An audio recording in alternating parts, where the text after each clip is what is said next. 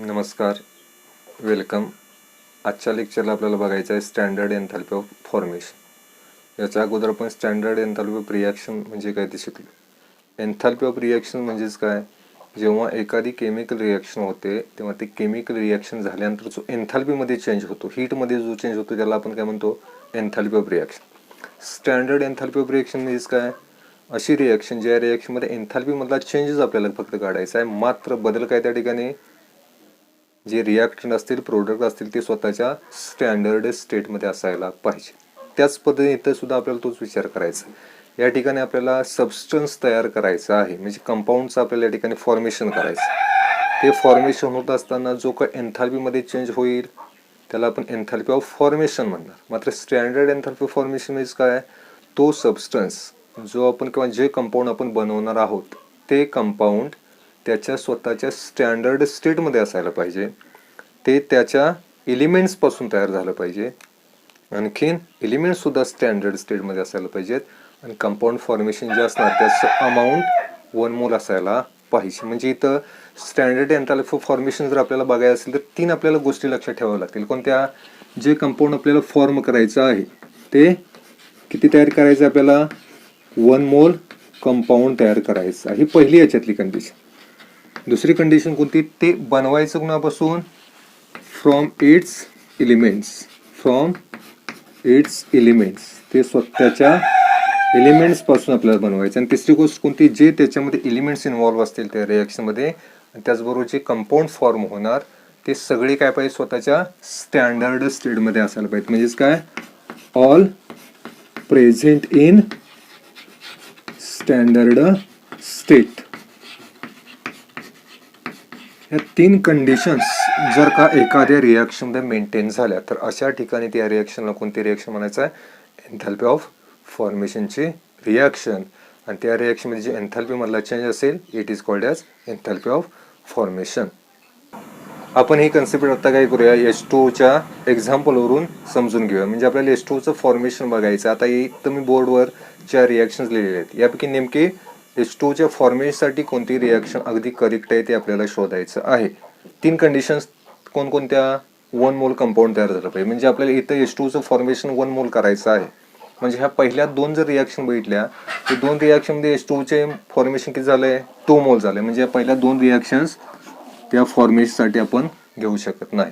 दुसरी कंडिशन कोणती आहे, ते तयार झालं कुणापासून पाहिजे, फ्रॉम इट्स एलिमेंट्स. आता हे 4 पण रिॲक्शन एलिमेंट पासूनच तयार झालेल्या आहेत. आता त्याच्या पुढं all present in standard state, म्हणजे जे काय कंपाऊंड तयार होणार आहे ते कंपाऊंड सुद्धा आणि ज्या एलिमेंट पासून ते बनणार ते एलिमेंट सुद्धा त्यांच्या स्वतःच्या स्टँडर्ड स्टेटमध्ये तयार झालेलं असेल तर ते रिॲक्शन असते कशाचे, फॉर्मेशन रिॲक्शन किंवा स्टँडर्ड फॉर्मेशन रिॲक्शन. आणि त्या रिॲक्शनमध्ये जो काय एन्थॅल्पीमध्ये हीटमध्ये चेंज बघायला मिळणार त्याला आपण काय म्हणणार, स्टँडर्ड एन्थॅल्पी ऑफ फॉर्मेशन. आता ह्या पहिल्या 2 काय कॅन्सलच झाल्या कारण तिचे नंबर ऑफ मोल्स किती होते, 2 मोल होते. आपल्याला 1 मोल करायचं. आता राहिल्या ह्या 2 रिॲक्शन. 2 रिॲक्शनमध्ये H2O जे काय आहे ते 1 मोल तयार झाले.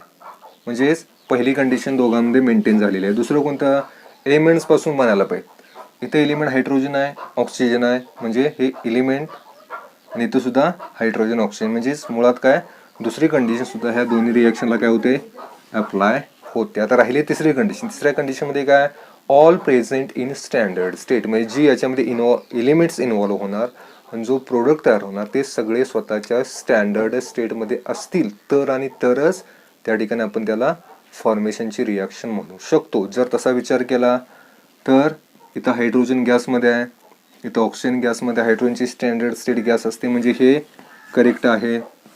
हे सुद्धा स्टँडर्ड स्टेट बद्दल करेक्ट आहे. आणि H2O सुद्धा लिक्विडमध्ये असतं, म्हणजे हे सुद्धा करेक्ट आहे. तर ह्या रिॲक्शनमध्ये आलो, हायड्रोजनची स्टँडर्ड स्टेट गॅस बरोबर आहे, ऑक्सिजनची मात्र इथं स्टँडर्ड स्टेट कोणती लिहिलेली आहे, सॉलिड, म्हणजे हे चुकलं. आणि H2O या ठिकाणी कोणते आहे, लिक्विड, हे करेक्ट आहे. म्हणजे कम्प्लिटली जर आपण बघितलं तर तिन्ही सुद्धा कंडिशन कुठं होतात, या ठिकाणी ॲप्लिकेबल होतात. त्यामुळे ही रिॲक्शन कशा झाली, standard formation reaction of water. आणि ह्या रिॲक्शनमध्ये जो आपल्याला काय बघायला मिळणार, एन्थॅल्पी चेंज किंवा स्टँडर्ड एन्थॅल्पी चेंज बघायला मिळणार त्यालाच आपण काय म्हणणार, स्टँडर्ड एन्थॅल्पी ऑफ फॉर्मेशन. म्हणजे अशा पद्धतीने तुम्हाला ही रिॲक्शन व्यवस्थित फाइंड आउट करता आली की तुम्हाला त्याची डेफिनेशन पण कळते आणि त्याचं मिनिंग पण कळतं. नेमकी ती डेफिनेशन काय सांगते याचा अर्थ समजून घ्यायचा. तुम्हाला सगळ्या गोष्टी अगदी क्लिअरली काय होतात, समजून जातात. अजून एक आपण एक्झाम्पल बघू. कशाचं एक्झाम्पल बघायचं आपल्याला आता? Standard formation reaction of carbon dioxide. Carbon डायऑक्साईडचं स्टँडर्ड फॉर्मेशन रिॲक्शन शोधायचे आहे. पहिल्या ठिकाणी जर बघितलं तर 1 मोल दोन्ही सुद्धा तयार झाले, म्हणजे पहिली कंडिशन दोघांमध्ये सॅटिस्फाय झालेली आहे. दुसरी कंडिशन कोणती आहे? एलिमेंट्स पासून तयार झाले पाहिजेत. एलिमेंट्स पासून काय, जर इथं आपण बघितलं ऑक्सिजन एलिमेंट घेतले, मात्र इथं कार्बन मोनॉक्साईड हे कंपाऊंड आहे. पहिल्या रिॲक्शन मधला हा पार्ट चुकीचा आहे, हा पार्ट बरोबर आहे, हा पार्ट बरोबर आहे, आणि all present in their standard state. जर आपण ही दुसऱ्या रिॲक्शनचं ऑब्झर्वेशन केलं तर कार्बनची जी काय स्टँडर्ड स्टेट असते ती ग्राफाईट असते. त्यानंतर ऑक्सिजनची स्टँडर्ड स्टेट असते गॅस, आणि कार्बन डायऑक्साईड सुद्धा गॅस. म्हणजे तिसऱ्या याच्यामध्ये काय, तिन्ही कंडिशन्स अगदी परफेक्ट त्या ठिकाणी अप्लाय होतात. याचा अर्थ ही रिॲक्शन कशी असणार आहे? Standard formation reaction of the carbon dioxide. आणि या रिॲक्शनमध्ये जो आपण काय करणार आहे, डेल्टा एच डिग्री म्हणजे काय, स्टँडर्ड एन्थॅल्पी ऑफ रिॲक्शन, तीच त्याची काय असणार आहे, स्टँडर्ड एन्थॅल्पी ऑफ द फॉर्मेशन. आता इथे एक्झाम्पल आपल्याला मिथेनची रिॲक्शन अशी लिहायची आहे. स्टँडर्ड एन्थॅल्पी किंवा स्टँडर्ड फॉर्मेशन रिॲक्शन मिथेनची लिहायची असेल. मिथेनचा फॉर्म्युला काय असतो? CH4. फिजिकल स्टेटचे गॅस हा आपल्याला 1 मोल करायचा, बरोबर. 1 पोन झाला. तयार कसं करायचं बघा. याच्यामध्ये कार्बन एक एलिमेंट आलं आणि दुसरं कोणतं आलं? हायड्रोजन. म्हणजे इथं रिॲक्शन होईल कार्बनमध्ये. कार्बनची फिजिकल स्टेट कोणती आली? जी स्टँडर्ड असणार ती ग्राफाईट, प्लस दुसरं काय एलिमेंट? हायड्रोजन. हायड्रोजन आढळतं कसं? H2 फॉर्ममध्ये. फिजिकल स्टेट कोणती असते त्याची? गॅस. फक्त बॅलन्स जर आपल्याला करायचं असेल तर त्या ठिकाणी काय घ्यायला पाहिजे? 2H2 घ्यायला पाहिजे. लक्षात घ्या, हे 1 मोल आपल्याला इकडे राईट साईडचं कंपाऊंड बनवायचं. लेफ्ट साईडला त्याची नंबर ऑफ मोल्स किती असतील चालते. म्हणजे एलिमेंटचे नंबर ऑफ मोल्स हाफमध्ये असले चालतात, मल्टिपलमध्ये असले तरी चालतात, मात्र फॉर्म होणारं कंपाऊंड आपल्याला 1 मोलच घ्यायचं असतं किंवा 1 मोल तयार करायचं असतं. ते त्याच्या एलिमेंट्स पासून तयार झालं पाहिजे. आणखीन नेक्स्ट काय, सगळे एलिमेंट आणि ते तयार होणारं कंपाऊंड हे स्वतःच्या स्टँडर्ड स्टेटमध्ये असायला पाहिजे. तर आता याची डेफिनेशन काय होती ते आपण बघूया. कशाची? Standard एन्थॅल्पी of formation. इथं एन्थॅल्पीमध्ये झालेला चेंज असतो, मात्र कधी? ज्यावेळी एखादा सबस्टन्स त्याच्या स्वतःच्या स्टँडर्ड स्टेटमध्ये 1 मोल एवढा तयार होतो, आणि कुणापासून तयार होतो? त्याच्या एलिमेंट्स पासून तयार होतो. आणि एलिमेंट सुद्धा कशामध्ये असायला पाहिजे? स्टँडर्ड स्टेटमध्ये असायला पाहिजे. म्हणजे आपण काय लिहू शकतोय?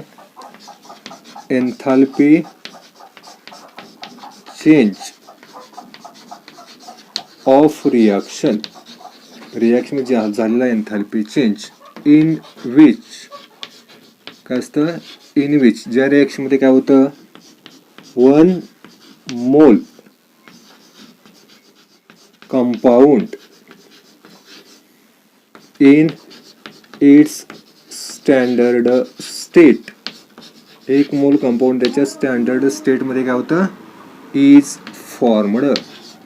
काय होतं? ते तयार होतं. कुणापासून तयार होतं? Formed from its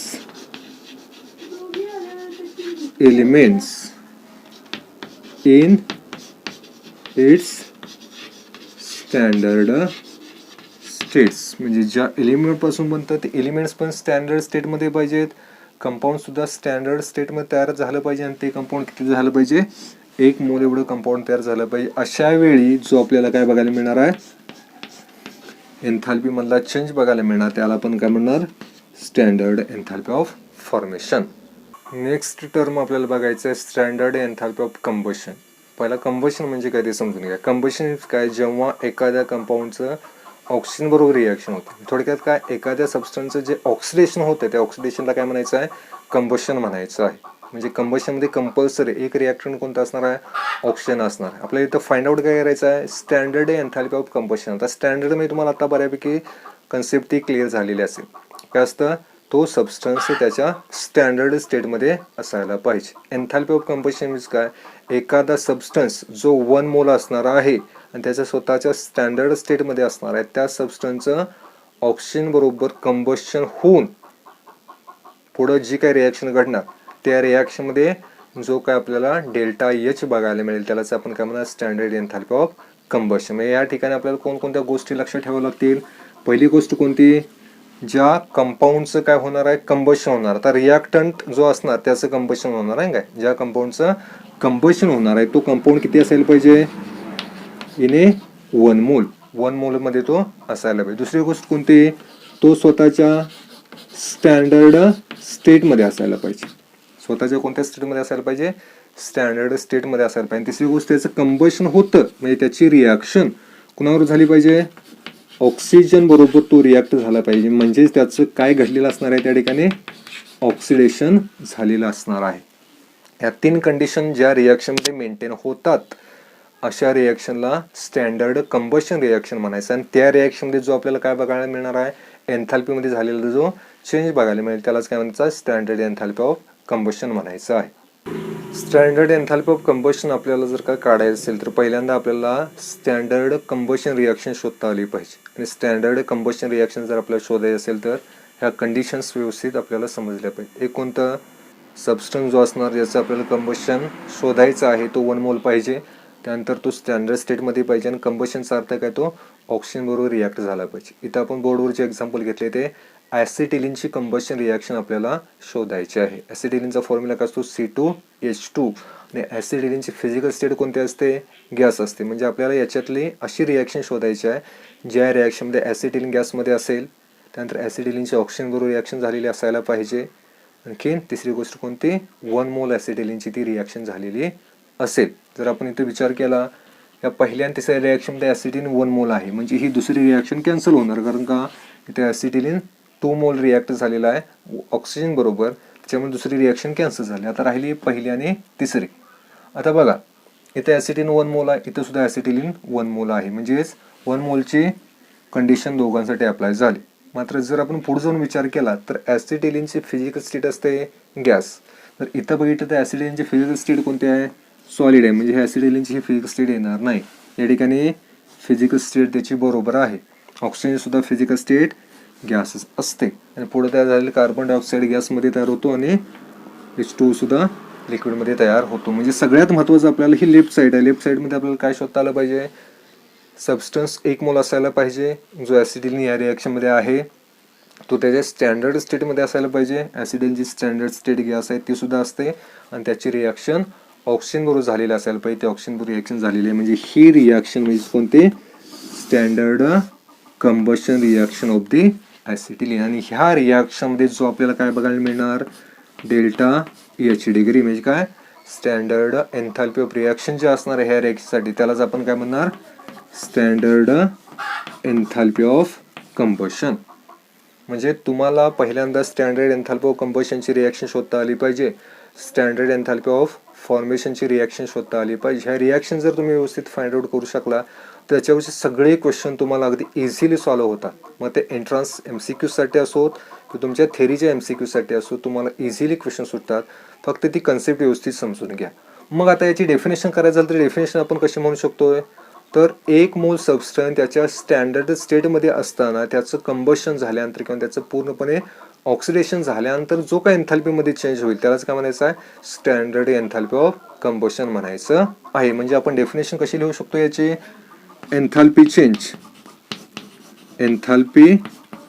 change of reaction, कुणाचा, रिॲक्शनचा enthalpy change of reaction in which, ज्या रिॲक्शनमध्ये काय होतं, in which 1 mole of substance किंवा कंपाऊंड आपण म्हणू शकतोय इन इट्स स्टँडर्ड स्टेट, काय, 1 मोल सबस्टन्स त्याच्या स्टँडर्ड स्टेटमध्ये असताना 1 mole of substance in its standard state is completely oxidised. म्हणजे 1 मोल सबस्टन्स त्याच्या स्टँडर्ड स्टेटमध्ये असेल आणि त्या स्टँडर्ड स्टेटमध्ये असताना त्याचं कम्प्लिटली ऑक्सिडेशन झालं तर ते कम्प्लिटली ऑक्सिडेशन होत असताना किंवा झाल्यानंतर जो त्या ठिकाणी आपल्याला एन्थॅल्पीमध्ये चेंज बघायला मिळेल त्यालाच काय म्हणायचं आहे, स्टँडर्ड एन्थॅल्पी ऑफ कंबशन.